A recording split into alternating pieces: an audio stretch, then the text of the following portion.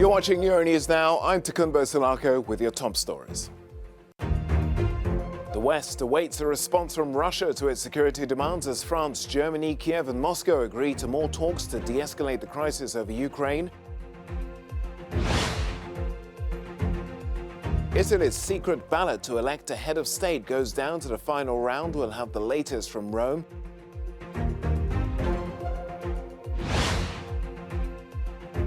And we'll take a look at a new UK exhibition highlighting the work of the British painter Francis Bacon.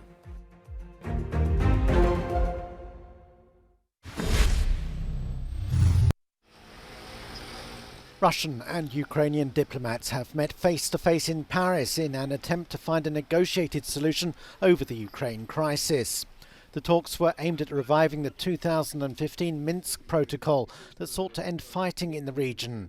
Ukraine's envoy struck an upbeat note. The parties have stated openly and sincerely that there are differences over the interpretation and execution of the Minsk Agreement between Russia and Ukraine, said Andrei Yermak, but there is a willingness to continue working on reducing those differences.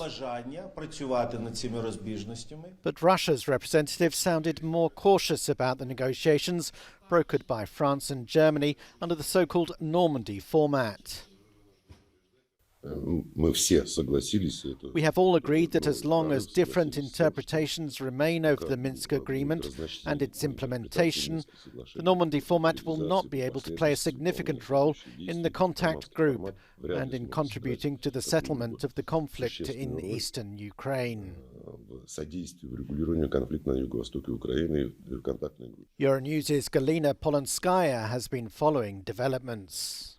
The Normandy format talks between political advisors from Ukraine, Russia, Germany and France in Paris lasted for more than 8 hours. The final declaration reaffirms that the Minsk agreements are the basis of this format and underlines support for the unconditional observance of the ceasefire in the east of Ukraine. It says that all sides are committed to reducing the current disagreements and are willing to meet again in 2 weeks in Berlin. Meanwhile, in Moscow, US Ambassador John Sullivan delivered a rejection of Russia's central demand. Washington says it stands by Ukraine's right to pursue NATO membership.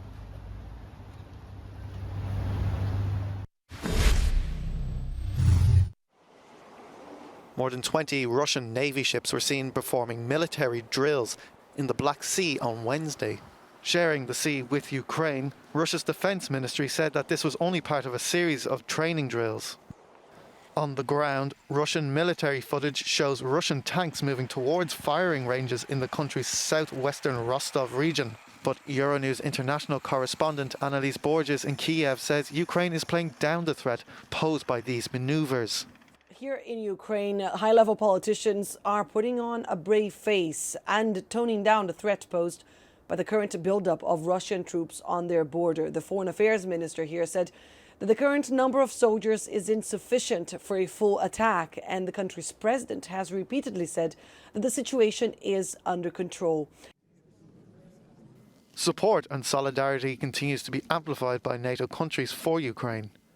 Romania President Klaus Iohannis stated on Wednesday afternoon that the country is ready to host NATO troops, underlining that NATO is only acting defensively. Meanwhile, German Defence Minister Christine Lambrecht welcomed her British counterpart Ben Wallace for bilateral talks. Here, Lambrecht defended Germany's decision not to send lethal weapons to Ukraine, while Wallace said he was not optimistic a Russian invasion could be prevented. The German government has clearly agreed that we will not send any lethal weapons, no arms deliveries to crisis areas, because we do not want to fuel these conflicts even further. And I believe that this is also the right way in this case. While not delivering weapons, Germany will send 5,000 military helmets to Ukraine following a request from the country's embassy.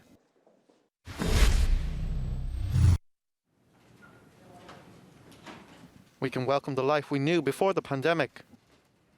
Prime Minister Mette Frederiksen has told the people of Denmark as she announced the scrapping of nearly all the remaining COVID-19 restrictions in the country.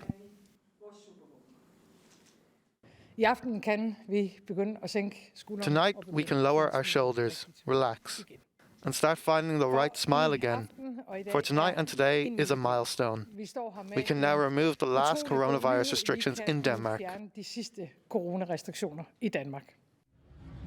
Low levels of COVID hospitalizations have prompted the move, though Omicron infection rates remain high.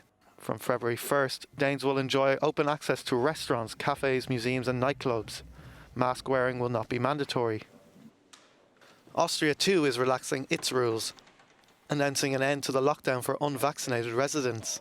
Chancellor Karl Nehammer said the measure was no longer needed because there was no longer a threat of hospital intensive care units being overstretched.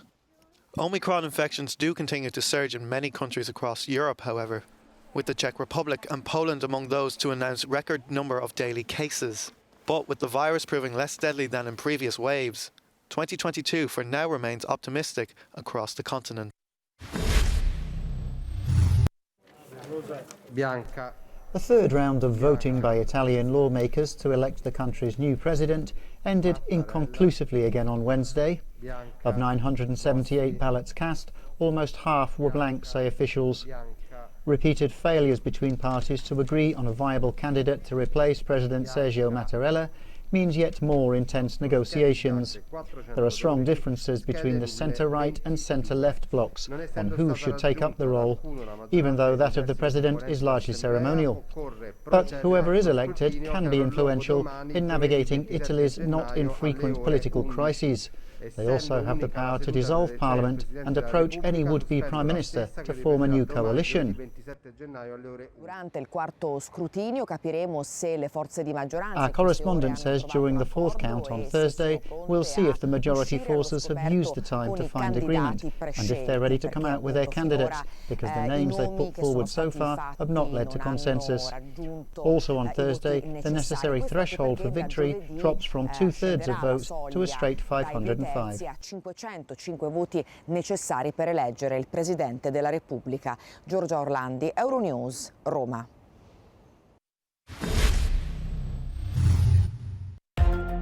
The Duke of York is demanding a jury trial and denies that Jeffrey Epstein trafficked girls to him in the Virginia Giuffre sexual abuse lawsuit. That's according to Prince Andrew's lawyers after filing papers on Wednesday at the Manhattan Federal Court. The 61-year-old denies any wrongdoing.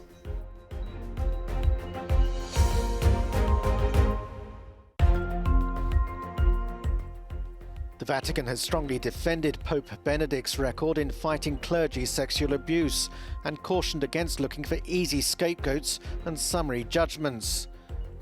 An independent report released last week faulted his handling of 4 cases of abuse when he was Archbishop of Munich.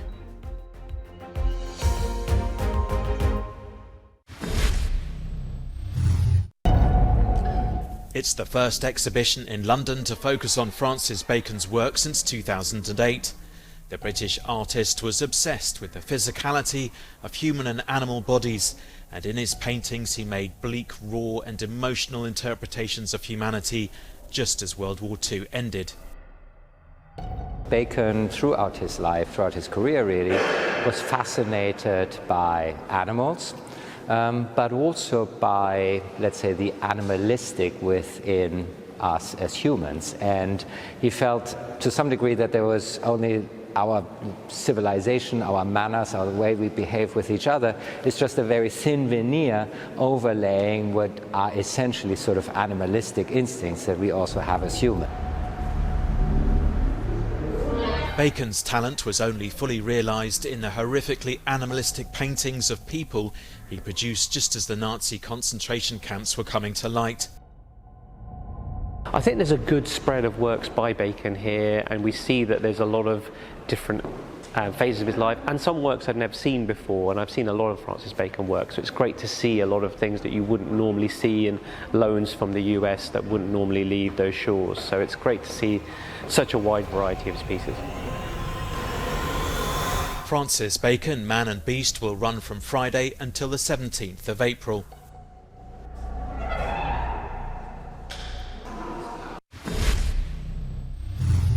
Still much more news to come from Europe and beyond after this break.